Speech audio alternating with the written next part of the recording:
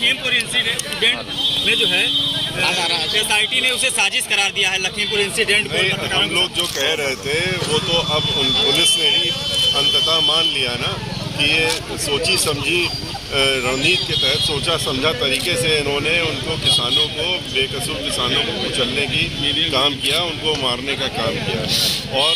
इसी को लेकर के आपने देखा कि आज पूरे प्रदेश में, पूरे देश में सब लोग आंदोलित हैं और ख़ास तौर से पार्लियामेंट के अंदर भी, चाहे लोकसभा हो चाहे राज्यसभा हो, कि इसमें अब तुरंत सरकार को एक्शन लेना चाहिए और जिन्होंने इस साजिश को रचा है उनके खिलाफ एक्शन हो करके और उनकी बर्खास्तगी की। कल पत्रकारों ने सवाल पूछा टेनिस से, कल उन्होंने तो अब ये जब आदमी अभी तक वो कह रहे थे कि नहीं बेकसूर हैं, कोई ऐसी साजिश नहीं है,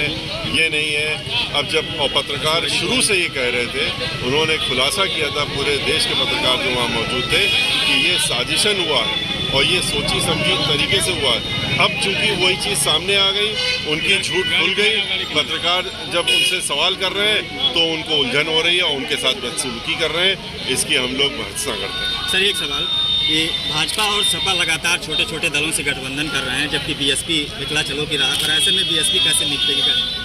देखिए,